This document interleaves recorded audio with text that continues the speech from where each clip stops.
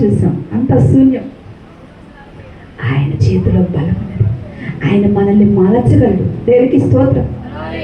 ఆయన పరమ కుమ్మరి అంట.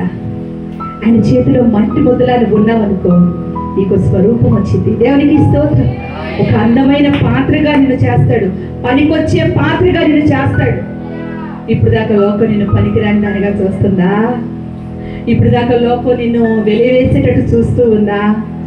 ఆయనంట పెంట కుప్పల మీద నుండి రాజులు లేవనెత్తుతాడు. దేవునికి స్తోత్రం కలుగును గాక.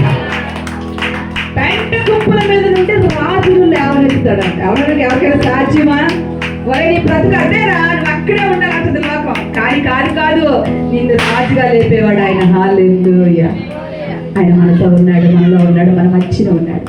అయితే మనం చేయాల్సింది ఏమిటంటే ఆ సమరయ స్త్రీలాగా ఒప్పుకోవాలి, సాక్షిగా నిలబడాలి. దేవునికి స్తోత్రం. లోకంలో శరీరాశులు, లోకాసులు ఇవన్నీ ఇక్కడ వరకే.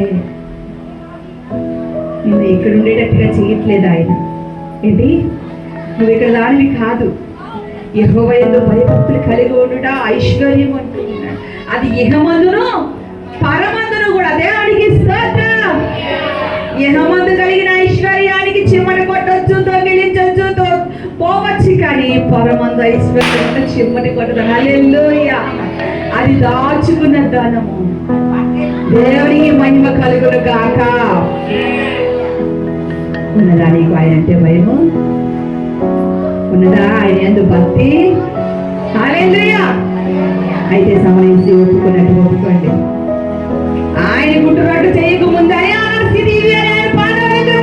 ఆయన మిమ్మల్ని క్షమించి పరిశుద్ధపరిచి పవిత్రపరిచి పరిపూర్ణంగా చేసి ఎంతమైన సంఘములో నిలబడి ఆయన సమాధిగా ఇచ్చారు. మన మధ్యలో ఉన్నాడు.